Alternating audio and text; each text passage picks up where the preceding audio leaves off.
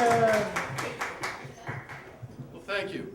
Dylan's my son, and as much as I'd like to put a parent's perspective on that, I'll have to refrain from it. So I've now reached the age in which I have lived 3 times longer than I ever thought I would. And I sat one day reflecting on that and thinking, how did this ever happen? The number 1 reason that came up was just dumb luck.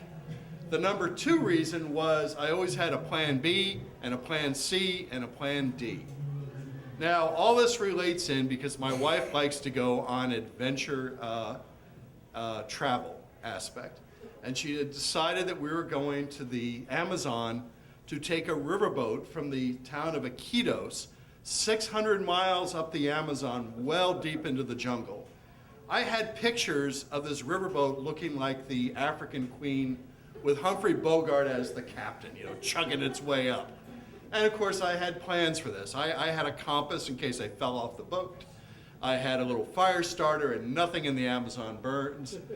But I also had with me water purification tablets. And I had figured out, you see these on cruise ships, that something gets into the water, the entire ship gets sick, you're stuck, right? So I figured out I'd need 500 liters of water. Now that sounds like a lot, but it only comes up to a small stack of tablets. Everything I read, everything about the Amazon and Peru was, don't drink the water. You're in the best hotel in Lima, do not drink the water, right? Everywhere. That got ingrained in me. So we get to Lima, and by the way, I should mention on the water purification tablets, you can buy 500 tablets. They're fairly cheap, but they're tablets whether you're purifying 2.5 gallons, a gallon, a liter, a half liter, it's the same price. So I figured I'll get the liter ones, right? We'll make it work out. That's kind of the good mix in there. We get to the hotel in Lima, preparing to go into the jungle. And of course, we are 3 degrees below the equator. It is hot. You are consuming water like crazy. You don't realize how much water you drink till they start charging you $5 a bottle.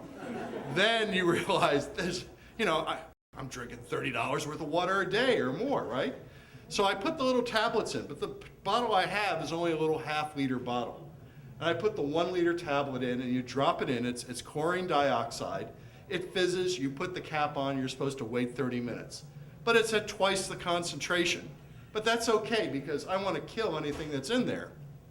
What I found as you start to drink the water is that the water I have in that bottle, not only is it pure, it is such a, by the way, you open the bottle, it smells like heavily chlorinated pool water.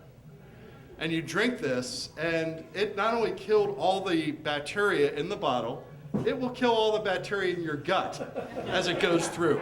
And my gut, for the 2 days we spent in Lima, starts to churn and bubble and make noises.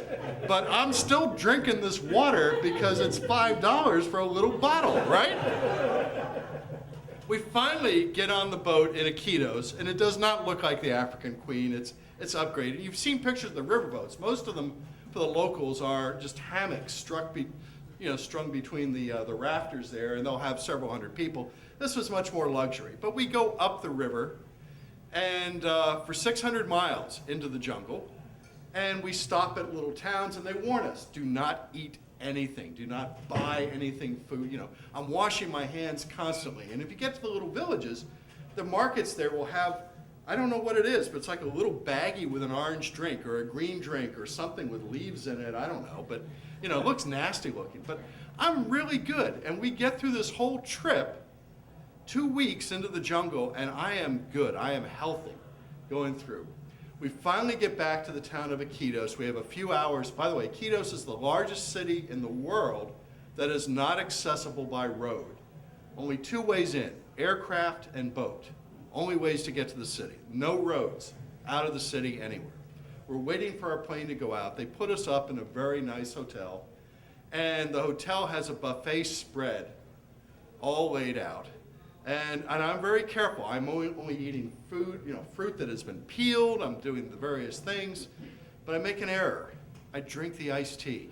I love iced tea, right? There's a few hours delay between then and we're in Lima, and my stomach begins to act up in the airport in Lima. And I think nothing of it. I don't make the connections. But as the hours get on, I barely make it back to America, which is about 24 hours away by the various stops and planes.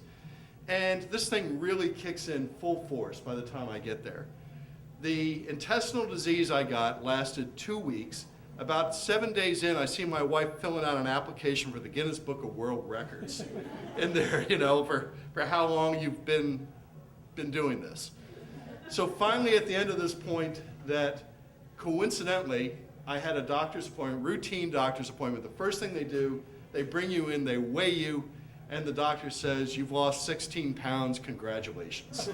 So that is my story about being sick, that no matter the best of the plans, some way you'll mess up, and it'll come and find you. Thanks.